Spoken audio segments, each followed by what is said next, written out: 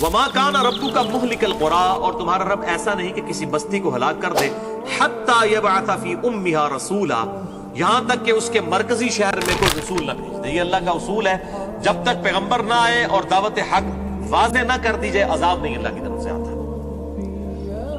اور اسی کا ذکر سورہ بنی اسرائیل میں ہے، آیت نمبر 15 میں، وما کنا معذبین حتی نبعث رسولا، ہم کبھی بھی عذاب نہیں دینے والے کسی بھی قوم کو جب تک کہ وہاں رسول نہ آئے۔ اسی کے تحت میرا یہ موقف ہے، چونکہ نبی صلی اللہ علیہ وسلم کے والدین تک کو دعوت پہنچی نہیں تھی، لِتُنذِرَ قَوْمًا مَّا أُنذِرَ آبَاؤُهُمْ، اے نبی ہم نے آپ کو پیغمبر بنا کے اس قوم میں مبعوث کیا ہے جن پر آپ سے پہلے کوئی ڈر سنانے والا آیا نہیں، وَهُمْ غَافِلُونَ، وہ غافل ہیں۔ جس تک نبی کی دعوت آج کی ڈیٹ میں بھی نہ پہنچی ہو، اس کے لیے صرف ایک اللہ کو مان لینا کافی ہے،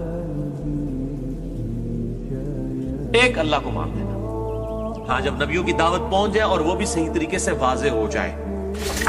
آج ہمارے نبی کی دعوت اگر کافروں تک پہنچ رہی ہے تو ہمارے کردار کے ساتھ کس قسم کی دعوت پہنچ رہی ہے وہ آپ خود ہی فیصلہ کر سکتے ہیں۔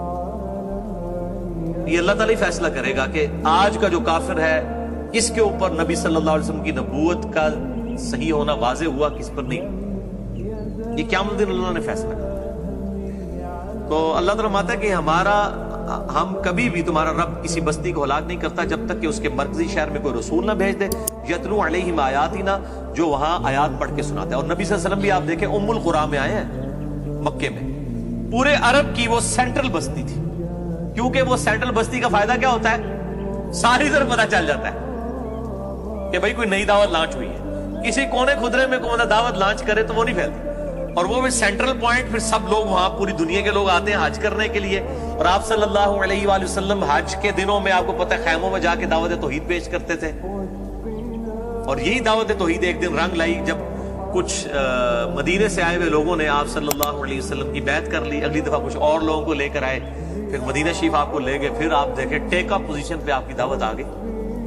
یعنی نبی صلی اللہ علیہ وسلم کے مکی 13 سالہ دور میں 125 لوگ صرف مسلمان ہوئے، 125 لوگ 13 سالہ دور میں، اور اگلے 13 سالہ دور کے اندر جس میں سے آپ صلی اللہ علیہ وسلم کے 10-11 سال بنتے ہیں، یا آپ کو 3-4 سال اور ایڈ کر لیں، مزید تقریباً 17 سال کے اندر 3 بر اعظموں میں مسلمانوں کی حکومت پہنچ چکی تھی۔ اب کسی نے سوچا تھا یہ اتنی بڑی ریولوشن ہے، دنیا میں کسی جنگجو بادشاہ نے بھی ایسی ریولوشن نہیں کی ہے جو آپ صلی اللہ علیہ وآلہ وسلم کے ذریعے اللہ نے غالب فرمائی ہے۔ اور میں اس میں آپ کو بڑی حیران کن بات بتاؤں، دنیاوی بادشاہوں کے اندر اور نبی صلی اللہ علیہ وآلہ وسلم کے اندر فرق کیا ہے، اس بات کو سمجھیں گے، بہت امپورٹنٹ نقطہ ہے۔ نبی صلی اللہ علیہ وآلہ وسلم نے جو ریولوشن برپا کی ہے، تو آپ سے پہلے بھی اسکندر اعظم تھا اور کئی بادشاہ تھے، نمرود، جن لوگوں نے دنیا میں حکومتیں کی ہیں۔ آج کافر ہم پر یہ اعتراض کر سکتے ہیں کہ جنگجو آدمی تھا، دعوت پہنچا دی پوری دنیا کے اندر۔ عرب کے لوگ جو ہیں طوائف الملوکی کا شکار تھے، آپس میں لڑتے رہتے تھے، آپس میں لڑتے رہتے تھے۔ تو ظاہر اگر ایک لیڈر ایسا آتا جو ان کو ایک جھنڈے کے تلے جگہ جمع کر دیتا تو عرب بہت بڑی پاور بن سکتے تھے اس زمانے میں، کیونکہ وہ ٹف ماحول کے عادی تھے۔ رومن اور پرشین امپائر اگرچہ سپر پاور سی دنیا کی، لیکن وہ اتنے ٹف ماحول کے عادی نہیں تھے جتنے عرب کے لوگ تھے، لیکن عرب کے لوگ آپس میں لڑتے رہتے تھے۔ ایک جھنڈے تلے جمع کرنا ان کو، اور دوسری ان کی کمزوری تھی کہ وہ جاہل تھے، قرآن کی شکل میں ان کے پاس علم آ گیا، تو ظاہر ہے انہوں نے رومن اور پرشین امپائر الٹ ہی دینی تھی۔ اور جس طرح باقی بادشاہ جب کوئی حکومت قائم کرتے ہیں، ان بادشاہوں کے جانے کے بعد پیچھے پھر بندر بانٹ شروع ہو جاتی ہے، ان کے پچھلے جو فالوورز ہیں اولادیں آپس میں لڑنا شروع کر دیتی ہیں، آہستہ آہستہ وہ امپائرز ٹوٹ جاتی ہیں۔ اور نبی صلی اللہ علیہ وسلم کے کیس میں بھی وہ یہ کہہ سکتے ہیں کہ آپ بھی جب دنیا سے گئے ہیں تو 25-30 سال ہی نظام چلا ہے، پھر حضرت معاویہ اور بعد کا دور آپ دیکھ لیں، جس طریقے سے اس کا تو کوئی اسلام سے تعلق ہی اس اعتبار سے نہیں ہے، وہ باقی دنیاوی بادشاہوں کی طرح ایک دور تھا۔ 3000 سال تک مسلمانوں کی حکومت تھی، اسلامی حکومت نہیں تھی۔ اسلامی حکومت تو صلح حسن کے بعد ختم، بلکہ صحیح معنوں میں مولا علی کی شہادت کے اوپر ختم۔ بعد میں تو صرف ایک سپر پاور کی آپ سمجھے ایکسپینشن تھی، ارے جب آپ دنیا میں سپر پاور بن گئے تو ایکسپینڈ تو کریں گے۔ ہم بڑے فخر سے بتا رہے ہوتے ہیں اسپین فتح کیا، پلان کیا، سب کچھ کیا، وہ فتح تو کرنا تھا انہوں نے، کیوں نہیں تھا کرنا؟ سپر پاور بن چکی تھی. آج امریکہ سپر پاور ہے، دیکھ لیں کہاں کہاں اس کی کالونیاں قائم ہوئی ہوئی ہیں، پہنچتے ہیں. تو آخر ہم فرق کیسے کریں گے کہ نبی صلی اللہ علیہ وسلم پیغمبر تھے اور اسکندر اعظم پیغمبر نہیں تھا؟ دونوں کے کیسز میں ایسا ہی ہوا ہے. بعد بھی آپ دیکھ رہے ہیں چنگیز خان ہلاکو خان آئے ہیں لیڈرشپ کے تحت، انہوں نے کس طریقے سے مسلمانوں کی حکومت الٹ کے رکھ دی ہے. پھر تیسری چوتھی نسل کے اندر جا کے پھر وہ تتر بتر ہو گیا معاملہ، خود انہوں نے اسلام قبول کر لیا. تو نبی صلی اللہ علیہ وآلہ وسلم ایک دنیاوی بادشاہ نہیں بلکہ اللہ کے پیغمبر تھے. اس کا کیا ہمارے پاس ثبوت ہے؟ اگر ہم اس کو کمپیئر کریں دوسرے بادشاہوں سے تو آپ حیران ہوں گے کہ اس میں ایک واضح چیز نظر آپ کو آئے گی، بہت بڑی چیز. اور وہ یہ ہے کہ آپ صلی اللہ علیہ وسلم نے اپنی وفات سے پہلے ہی بتا دیا تھا کہ میرے بعد کیا کیا ہوگا، حتیٰ کہ بندوں کے نام تک بتا دیے. یہ کسی دنیا کے بادشاہ نے نہیں کیا کہ چنگیز خان کہے جی میرا جو پڑپوتا ہوگا اس کا یہ نام ہوگا اور وہ میرا یہ سارا بیڑا غرق کرے گا. یہ چیز ہے پروفیسیز، غیب کی خبریں، نبوت کی خبریں. ان کو کہا گیا علامات النبوہ. اور اسی پہ امام بیہقی نے کتاب لکھی ہے دلائل النبوہ، 3500 حدیث پر مشتمل، کہ آپ صلی اللہ علیہ وسلم نے اپنی وفات سے پہلے، اپنی وفات کے بعد، فوراً بعد کیا ہونا تھا وہ بھی بتایا، 25-30 سال کے بعد کیا ہونا تھا وہ بھی بتایا، 500 سال کے بعد کیا ہونا تھا وہ بھی بتا دیا.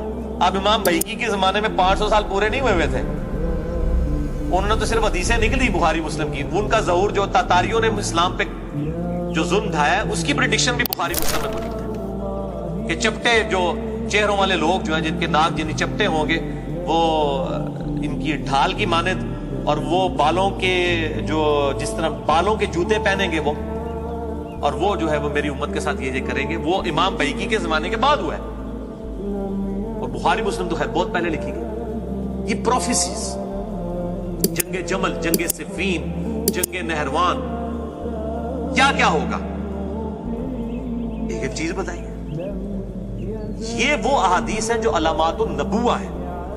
ان کو چھپانا سب سے بڑا جرم ہے. ان کو اگر آپ چھپا دیں گے، آپ نبی صلی اللہ علیہ وسلم اور ایک دنیاوی بادشاہ کے درمیان فرق ہی نہیں کر سکتے. بھائی دنیا میں آپ سے پہلے بادشاہ نہیں آئے جنہوں نے تلوار کے زور کے اوپر پوری دنیا کے اوپر قبضہ کیا؟ تو یہاں پہ بھی تلوار کے زور پہ ہی ہوا ہے نا. یہ تو بالکل جھوٹ بولا جاتا ہے کہ جناب اخلاق سے اسلام پھیلا ہے. یعنی شریعت تو تلوار سے ہی پھیلا ہے. مکے میں اخلاق میں آپ دیکھ لیں کتنے لوگ ایمان لے کے آئے تھے. تلوار تو سونتی ہے نا آپ نے. بھائی آپ نے پرشین امپائر کو خط لکھا ہے حضرت عمر نے کہ یا تو وہی سورہ توبہ کی آیات، یا تو اسلام قبول کرو، یا جزیہ دو، مغلوب ہو جاؤ، ہمیں ٹیکس دو، یا ہمارے ساتھ جنگ کے لیے تیار ہو جاؤ. پھر ان قوموں نے تو اپنے آپ کو بچانا ہی تھا. جنگ قادسیہ مسلمانوں نے تھوپی ہے نا پرشین امپائر کے اوپر. انہوں نے نہیں کہا کہ ساڈا لڑو، یا رومن امپائر نے. جنگ یرموک تو مسلمانوں نے تھوپی ہے نا رومن امپائر پہ، اور کی اینٹ سے اینٹ بجائی ہے تو وہ بیچارے گھٹنے ٹیک گئے. یہی ہونا تھا. اور وہ اللہ تعالیٰ کا طرف سے عذاب استحصال تھا. میں اسے کنڈیم نہیں کر رہا، وہ الگ سے ایک چیز ہے، پورا ایک ٹاپک ہے، میں اور طرف چل پڑوں گا. لیکن میں بتانا چاہ رہا ہوں کہ نبی صلی اللہ علیہ وآلہ وسلم اور باقی بادشاہوں میں یہ فرق ہے. اور دوسرا سب سے بڑا فرق یہ ہے کہ باقی بادشاہوں کی زندگیوں میں انقلاب آئے ہیں. ہمارے نبی کی زندگی میں اس لیول کا انقلاب نہیں آیا. صرف مکے کے بستی اور اس کے ارد گرد عرب کی جو آپ سمجھ لیں ہے سرزمین جزیرہ نما عرب، اس میں انقلاب ہے. لیکن آپ وفات سے پہلے کہہ کے جا رہے ہیں کہ قریب رومن امپائر بھی گر جائے گی، پرشین امپائر بھی گر جائے گی. اپنی زندگی میں نہیں. میرے بات ایپیکس تو سیدنا عمر کے دور میں جا کے آئے. لیکن وہ جو آپ جو گاڑی چلا کے چلے گئے تھے نا اس کو جس ڈگر کے اوپر، اگر آپ کی زندگی میں انقلاب آتا لوگ کہہ دیتے کہ یار بڑے جنگجوؤں کی زندگی میں انقلاب آئے ہیں. آپ کی زندگی کے بعد انقلاب آنا بھی آپ کے نبی ہونے کی دلیل ہے. اور اس صورتحال میں کہ جب آپ وفات سے پہلے کہہ رہے ہیں، ابو داؤد ترمذی ابن ماجہ کے اندر حدیث ہے کہ جو بھی میرے پاس زندہ رہا بہت اختلاف دیکھے گا، اس وقت میری اور میرے خلفائے راشدین ہدایت یافتہ کی سنت کو لازم پکڑا. حضور کی وفات کے فوراً بعد ہزاروں لوگ کافر ہو گئے جنہوں نے آپ کو فتح مکہ پہ دیکھ کے کلمہ پڑھا تھا. کئی محاذوں کے اوپر جنگ کھولنی پڑ گئی. سیدنا ابوبکر الصدیق رضی اللہ تعالیٰ عنہ علیہ السلام اس وقت تو نظر ہی نہیں آتا تھا کہ یہ پیغمبر ان کو بشارت دے گا کہ رومن اور پرشین امپائر گرے گی، جبکہ وہ نبی کی بنائی ہوئی جو اپنی حکومت تھی اس کے اندر اکثر لوگ مرتد ہو گئے اور قبائل جو ہے وہ کھڑے ہو گئے. پھر جھوٹے پیغمبر مسیلمہ کذاب نے 70,000 کے قریب اپنے ساتھ لوگ لگا لیے. صحابہ تو بڑے تھوڑے رہ گئے تھے پیچھے، زیادہ تعداد ان لوگوں کی تھی جو مخالفین تھے. اور یہاں صحابہ کے دل پہ ابھی غم تازہ ہے حضور کی وفات کا. حضور جیسی لیڈرشپ بھی نہیں ہے صلی اللہ علیہ وآلہ وسلم. بہرحال غیر نبی کی لیڈرشپ کسی خاص حد تک ہی کامیاب ہو سکتی ہے نا، پرفیکٹ تو نہیں ہو سکتی 100%، وہ تو صرف نبی ہو سکتا، لیکن پھر بھی اللہ کی خاص تائید حاصل تھی. حضرت ابوبکر کا کانفیڈنس لیول تھا، وہ کہتے ہیں نہیں، نبی نے وعدہ کیا ہوگا. تمام محاذوں کے اوپر جنگ کھول لی. مسلمہ کذاب کے لیے بھی فوج روانہ کر دی، رومن امپائر کی طرف بھی، پرشین امپائر کی طرف بھی، منکرین زکات کی طرف بھی. اور خود چاند بے کا صاحب مدینے میں حضرت عمر جیسے بندے کے بھی پاؤں لڑکا گئے کہ امیر المومنین یہ کیا کر رہے ہیں، یہ تو ہمیں خالی پا کے تو مدینے کے اوپر ہی حملہ کر دیں گے. حضرت بکر کو نے پھر حضرت عمر کو سینے میں گھونسا مارا اور کہا کہ عمر جب تک تو کافر تھا بڑا بہادر تھا اور اسلام لا کے بزدل ہو گیا، اللہ کے نبی کا وعدہ ہے یہ سب کچھ ہوگا.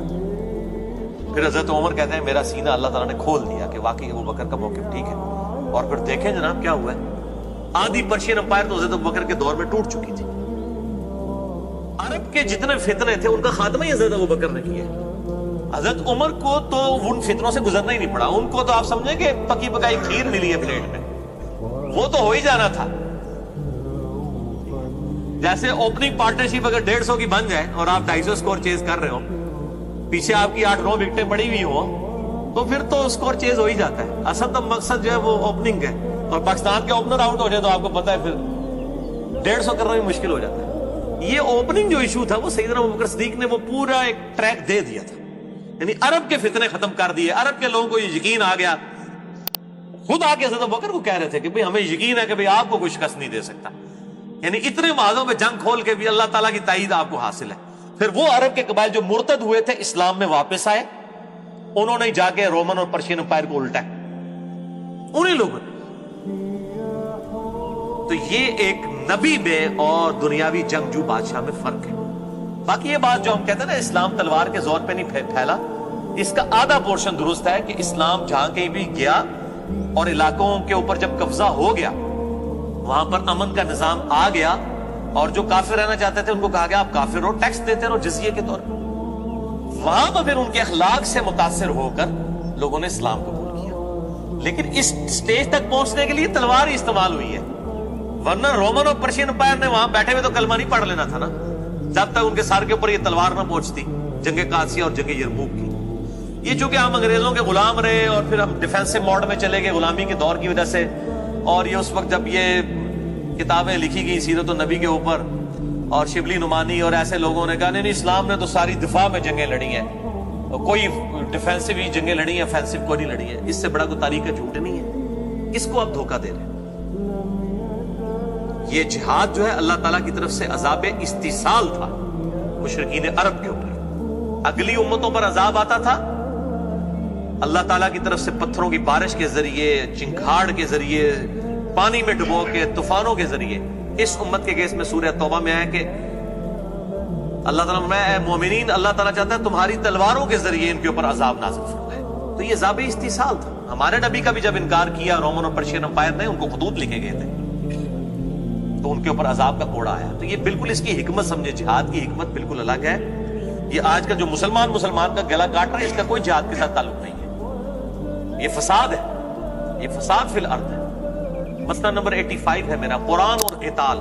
ہمارے محبوب صلی اللہ علیہ وآلہ وسلم کی 2 خصوصیات، جسے شوق ہو تو وہ دیکھ سکتا ہے.